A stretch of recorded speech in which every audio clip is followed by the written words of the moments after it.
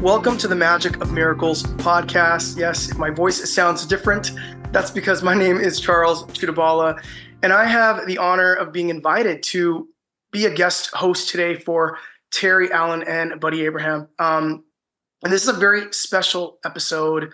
I will be here with them, as all of you will be just listening to them and their story, because I was captivated by their story and touched to my soul, to my core, about Michael's adoption, how they adopted Michael, and the miracle of Michael in that very special episode. And today, they're following up on that episode. They actually went back to Ethiopia, and you're going to hear why Ethiopia is important for those of you who need to get some catching up on that episode. And I'm here to just bear witness, as many of you just listening along, hearing their story, and once again on the ride for this miracle. So, Buddy, and Terri, that was a very long intro, but so why don't you start us off here for those who are not familiar, for those who are familiar with your adoption story and why that was such a miracle for you. Charles, thank you for joining us, and it's a great pleasure to talk about this special story in our life again.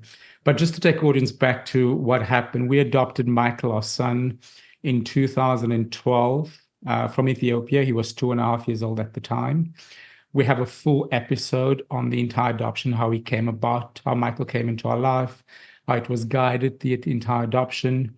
And from 2012 up until 2020 or 23, I've been going back to Ethiopia back and forth to make sure Michael's dad is okay, to make sure Michael's brother is okay, because Michael has a brother that's 2 years older than him. I wanted to make sure that Michael is okay, his dad is okay. I wanted to make sure that the dad knows where Michael is, his progress in terms of he's lived in Dubai, but then we moved to the US. So there was a constant communication with regards to Michael's dad and his brother. Almost every year or alternative year, I'd go back and bring back photos of Michael, of his progress in Dubai as well as in the US. And I think that made it quite special because Michael knows exactly this adopted. Michael knows about his dad and his mum and his brother. But this episode we're talking about is kind of special because it came about in a really special way. And Terri's going to start you how that process started in terms of how we ended up going back to Ethiopia and what was the reason we go back to Ethiopia. So, yeah. Thanks, Charles. Thanks for that beautiful introduction. And we wanted to do a follow-on to this, the importance of that it's okay for people who have adopted children, which are gifts still from God.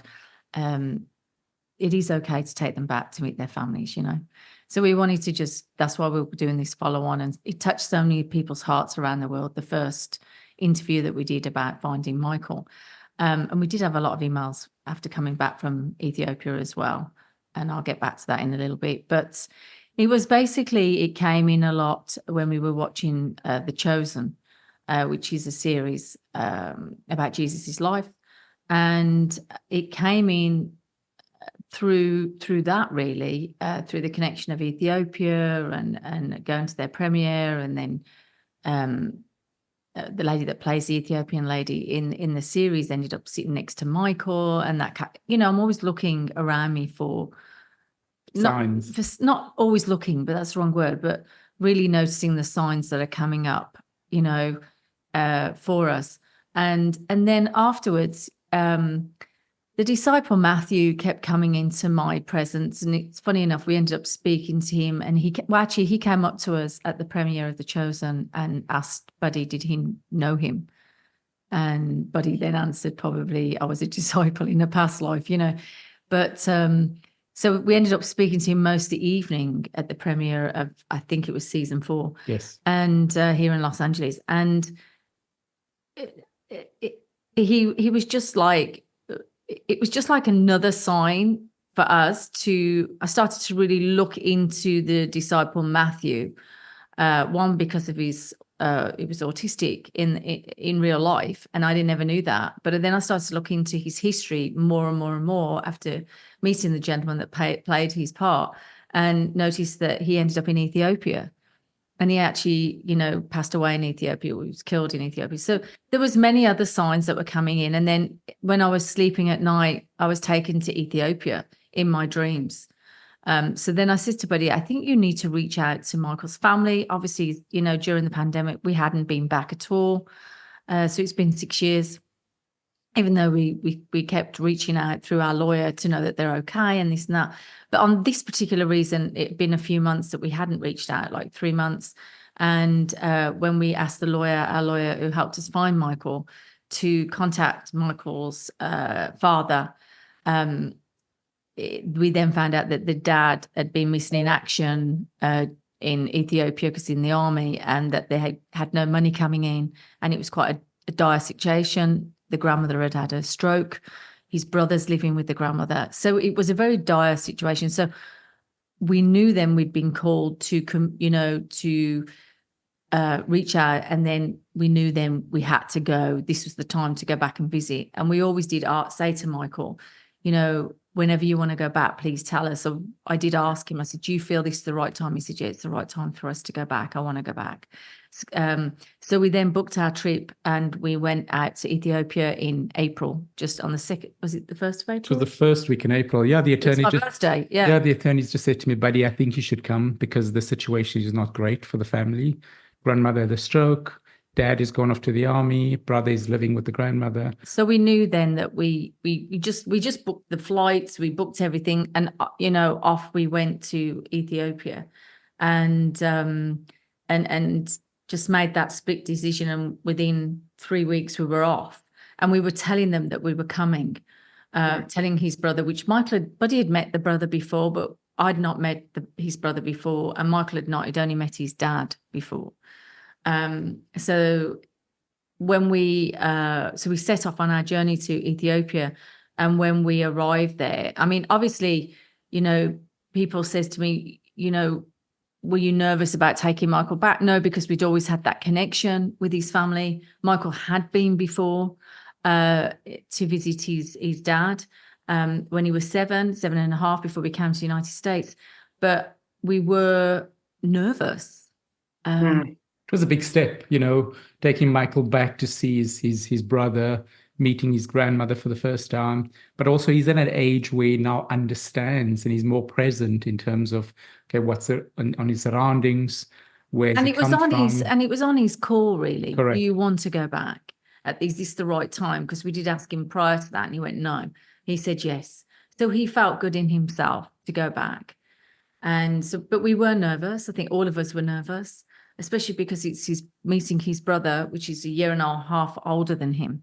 And it is a big step, to see. I was apprehensive to see what's going on with their family, what's been happening. I hope they're okay. And so basically we arranged for his aunt to bring Michael's brother to the hotel where we're staying in Adas, because Michael's from Waliso in Ethiopia. And I think to bring so. him out. Yeah. So that first morning when we arrived, we arrived like midnight the night before, and everyone was exhausted. Yeah. The long flight. It was a long flight. And then the next morning, the attorney says to me, listen, the brother and the aunt is coming to the hotel at like 7:30 in the morning, because they had to start their journey, because Michael is from a place called Waliso. Waliso is 2.5 hours away from Addis. Addis is the capital of Ethiopia. And they start their journey at 4 a.m. to come and see us by bus. And I remember that morning, Terri was getting ready with Michael, and I said, let me go down first. Let me go and greet them. Let me just go see what's the situation before we bring Michael down to the lobby. So I wanted to make sure everyone is comfortable, everyone is okay. The attorney was there to meet us. And they arrived at about 8:30 in the morning. So I met them for the first time. The brother knew me because I've met him before. I didn't meet the aunt at all whatsoever. But it was just such an emotional scenario. And the first thing the brother says to me is like, where's Michael? Oh, yeah, because he hadn't seen him since he was 1 year of age, And so I said to him, Michael's coming down. Yeah. Just give us a few minutes. So I went upstairs to go and get Michael with Terri, because I didn't want, you know what I'm saying? So I went upstairs, I left them, I made themselves comfortable in the lobby. And as we walk down, obviously there's like all these emotions of like, okay, Yeah. it's the first time he's going to meet his brother. And we came down in the lobby, and it was almost like, it was just like so emotional, because you met him and they just hugged each other. I mean, they haven't seen each other from when he was 1 year old, because Yeah, they it were was like separated. there It was was no there was separation. no separation. It was weird. They just hugged each They other. hugged each other. I was crying. The auntie was crying because the auntie bought him. You know, we were very emotional. The two boys weren't crying, funny enough. I think they were just so happy to see each other. And they look a bit similar, not fully. But yeah, it was just instant Connection. reconnection. It was just so much love in that room of Yeah. like, Even Alamo, our our lawyer, attorney was full attorney of tears. was crying. It was You know? just, you know, it Because was, he said to me, you know what, buddy, you're the only family, number one, that stayed the connection with the other family that's got adopted. You're the only family that comes back to make sure that the family you've adopted from is okay, and there's a connection. And he says you're the only family that's come back to really make sure that the connection is there. in 30 In 30 years that he's done this job. Can you believe that? He says, so he was emotional, he says, because in most cases, the child grows up at the age of 18 and 19, and he comes back and wanting to know where's their family. And he says he doesn't have that connection. It's like they lose that connection completely. He says, so what you and Terri has done to keep that connection is like, so it's a miracle. It was a gift from God type of thing, he says to me, you know? Yeah. And what's interesting is that Michael plays soccer and his brother plays soccer exactly the same way they play. Yeah, exactly. And they both Identical. love Manchester United. They love Manchester United. It's like, it was like so, it's almost like Yeah. serendipity. It's just like yeah, perfect. like they were twins, but they're not. Correct. Yeah. You know? Well, and twins have that, like twins have a psychic connection. They have a connection where even if, and they've, you know, been separated for years, one thing happens to someone, their twin brother or sister living a completely different life, and they'll feel it, not having communicated for years and years and years. And this is, I can only imagine the powerful emotional energy in that room. And going back, you know, I'm referencing the last episode. Everyone should really go listen to it. I've listened to it 7 times. But you, you both had a connection even with his family even before meeting them. I mean, it just spoke to me through that episode how connected you were and how you felt into the love and how loved Michael was from other family members that you still had not met, but you could see through Michael how loved he was, and just always keeping those lines of communication open for him and keeping that connection. It's like they were just waiting for him. His brother's been waiting for him.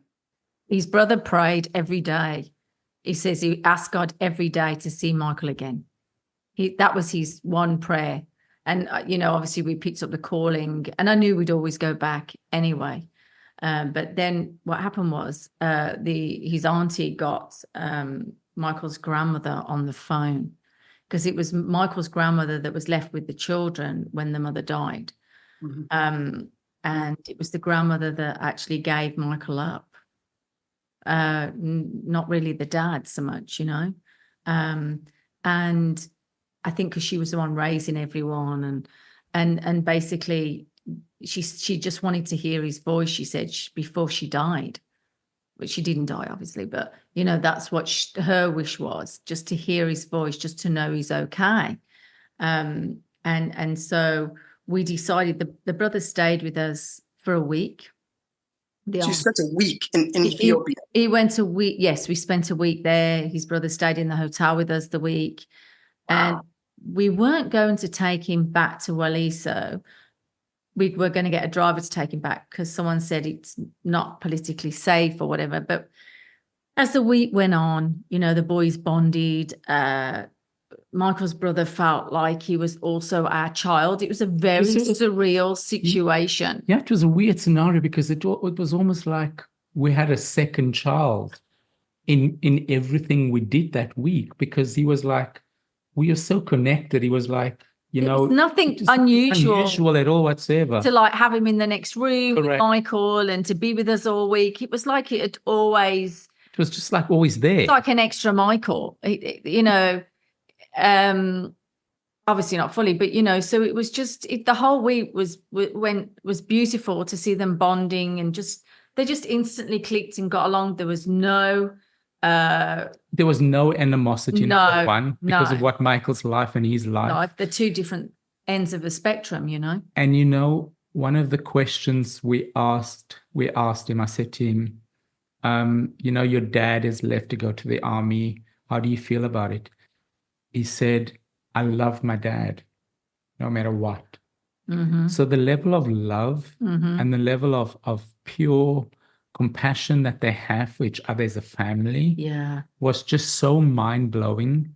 And you know, through that entire week, he never asked us anything. For anything. He never asked me to buy him shoes. He asked me nothing at all. I mean, whatsoever. we took stuff with us. We took clothes, we took shoes, we took tons of stuff with us for him. And he was like, he was so grateful. So grateful. You know, and it was you sure this is for me? You know, it's like, it was just such a humbling experience. Completely. You know, he was just, I mean, it was just a joy to see, but also brought us down to earth in the fact that I love Ethiopia anyway. I love the people. I love the fact that they've gifted us a child. I love the culture. They are such beautiful people, godly people, very, you know, very strongly connected. I mean, so spiritual. But also there was a language barrier, but it didn't seem like it at all because the brother didn't speak English and we spoke English. But we communicated in a way where it was like flawless for some reason. There was no communication issues at all whatsoever. I mean, in the end, Michael and him were getting the phone and, you know, there was some translation and stuff like that through the phone. So, you know, from that perspective, they started to communicate. And obviously the brother knew some words, obviously some English words and could do some, you know. But we felt the calling to take Michael back to Waliso and for Michael to go back to his village where he's from and to meet the grandmother. We just felt... And the rest of the family. And the rest of the family. So we drove all the way out to Waliso, which is a good 2.5 hours drive through the countryside. It's very beautiful, actually. And when we arrived at their home, it was just so spiritually overwhelming. It was a very out-of-body experience. The grandmother, they don't have much, but prepared Ethiopian coffee, prepared some snacks, but also they had the rest of the community to greet us. All the community came out to greet us. The house was full. And it was like, what's going on here? We had the driver who translated for us. We took a load of food and everything for his grandma and his auntie that's living there because she'd had a stroke, remember, and a Zimmer frame, you know, for her to walk. But just for her to see him was, I think I was crying the whole time I was there in the room. I don't think I could really take it all in because the energy was just...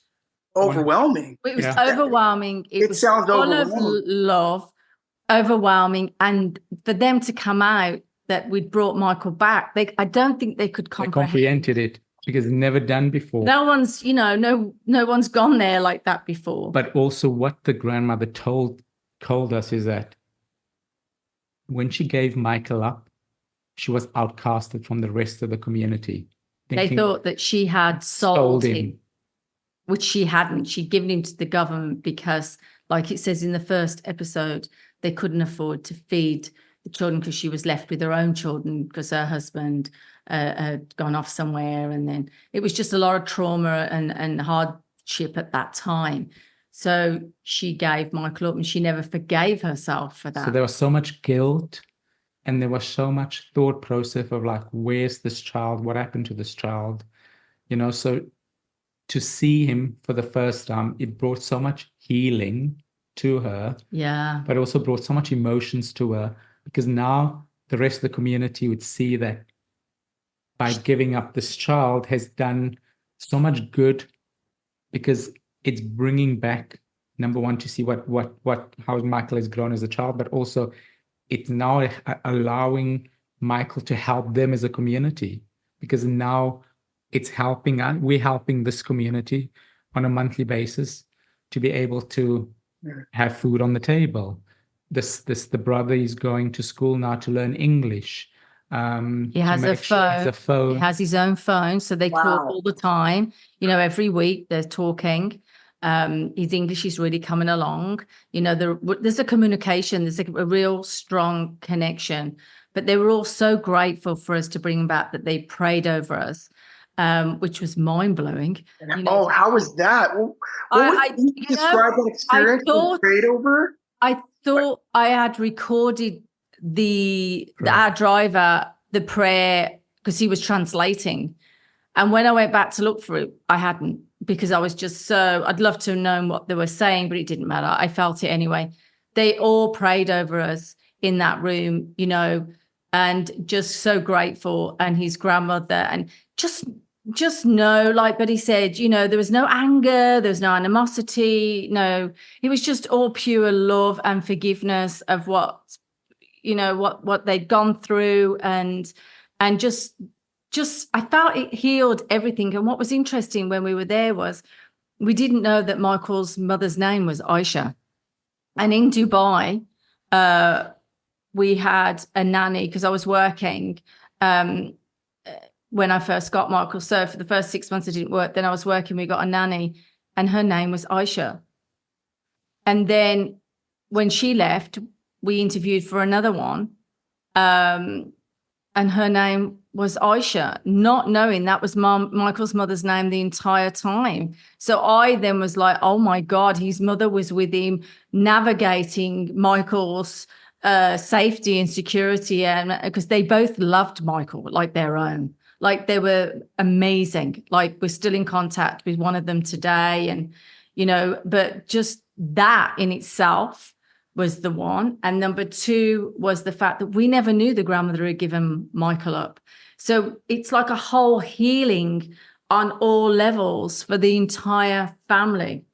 It's a healing for us, for Michael, the grandmother. It was just a whole bigger spiritual story going on here, and clarity and so spiritually orchestrated that it is a miracle. The whole thing was just mind-blowing. The whole trip was orchestrated completely by God and the angels, I can tell you that. 100%. The level of love, and the level of real authenticity, awakening that we felt. Yeah. We walked in, no one ever asked us anything. For anything. We asked, what do you need? What do you need? Can you believe that? If no one asked us, and that for me was such an eye-opener, where it was just... You know what it was, Charles? That you were enough. Correct. Oh. Do you know what I mean? They weren't after anything. Just to have you here is enough.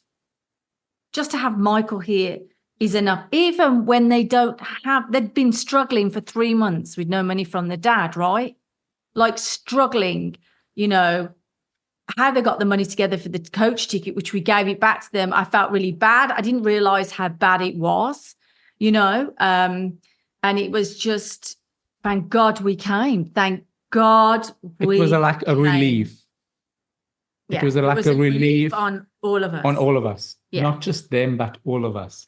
And that's what, our sister Buddy, my God, we are a spiritual soul group with these people, and we knew them all before, because I felt like we feel now that we have an extra family.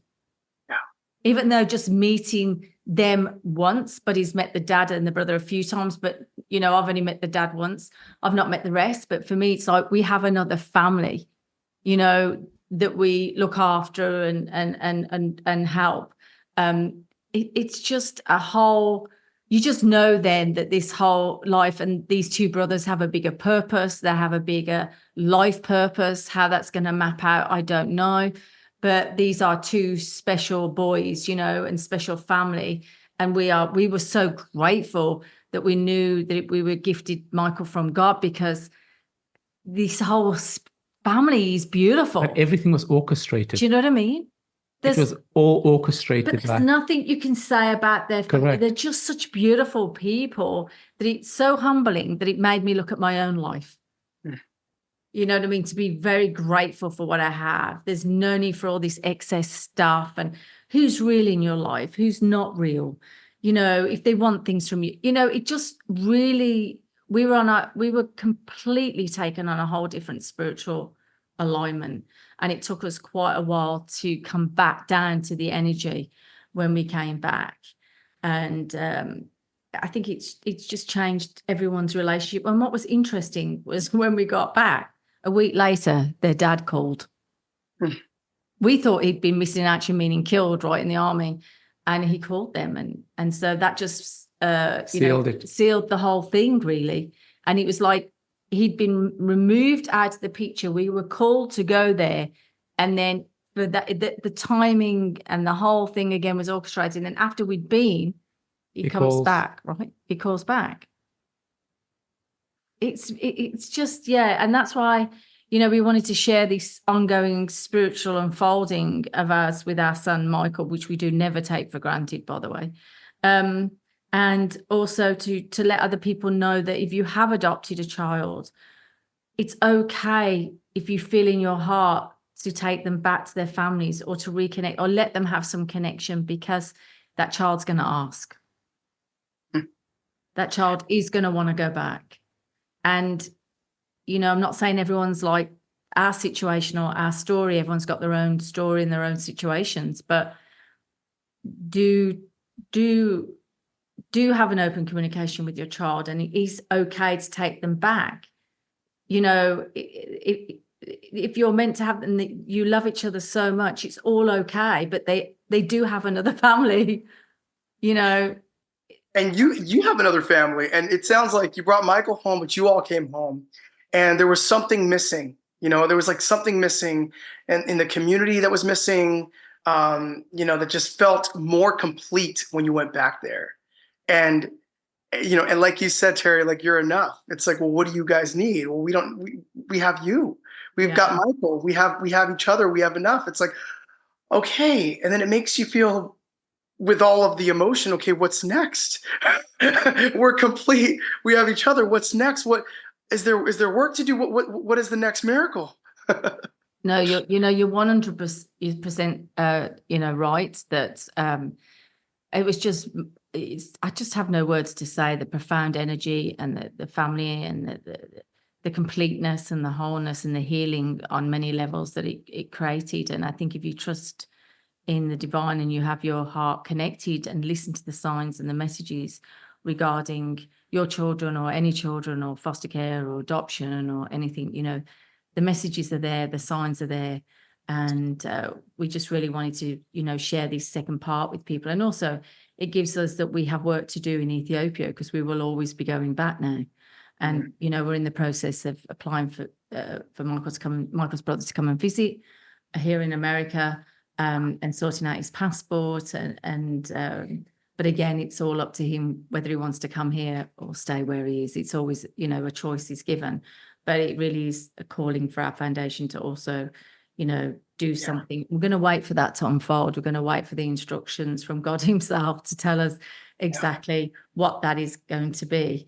We sort of have an idea, but we're going to allow that to unfold, and with the timing and the right people. But yeah, it's I don't know really what more to say, really, do you? Because I think it was just the most humbling experience ever. Yeah. It was taking you back to what is important in life and what is not important. Yeah. It's taking you back to what's real, what's not. real, what's not real, what's authentic. It's taking you back to a level of who are the people in your life that really makes a difference.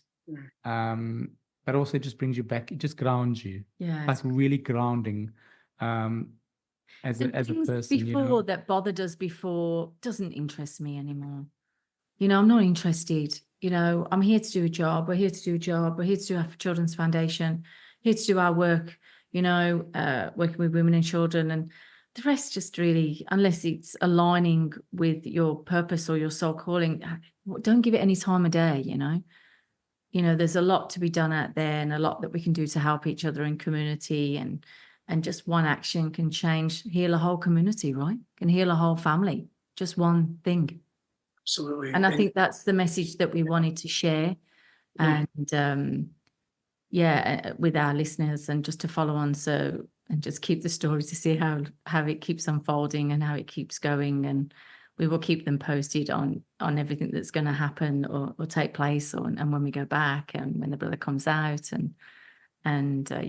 So that's why we wanted to share this moment in time. Well, thank you, Charles. Thank you, buddy. Thank you, Terri. You're an inspiration to me. And you are inspiring me to also trust, as well as anyone who's listening to this, to trust in spirit, in that divine guidance. And, really, really seeing with our heart, feeling with our heart, taking the blinders off in what really matters, because it is bigger than you. It is bigger than us. Correct. And if you need proof will come. It's there. Just listen, or just listen to the Magic and Miracles podcast, because this is a podcast that just proves over and over that you cannot write this. There's no possible way to expect the kinds of miracles and the ways that, and you said it best, buddy, orchestrated. It's orchestrated. And when you think you've got to figure it out, you don't. It's, 100%. But you do have to show up. You do have to show up and allow that fear to go. And before I start talking about the other episode, you guys got to go listen to it because I'm gonna spoil it. but Terri and Buddy, you both just face the scariest of the scary in your journeys, and have been blessed for it and are blessing others for it, because you are an example of facing your fears head on, because your trust is greater than your fear, and it brings me to tears, and it's powerful. It's a powerful message. Well, thank you, Charles. And we do it basically for the children, for Michael and his brother, and just to make sure that they know that we love them. But also, I want to just share with anyone that he would like to reach out, has any questions about adoption or anything they're going through, or would like to, they're unsure about. I'm not saying I'm an expert, but we've been through quite a lot. Then please do reach out to us. We'd like to hear from you, and I'll answer anyone that reaches out to us. But thank you, Charles, as always. And thank you for everyone listening and following the ongoing story of Michael and his family. And we just thank you. Thanks everyone who's taken the time to listen to this episode and share this episode, and always listening to the Magic and Miracles, or A Voice for Children, that we put out. And thanks a lot. Thank you so much. Thank you. Take care.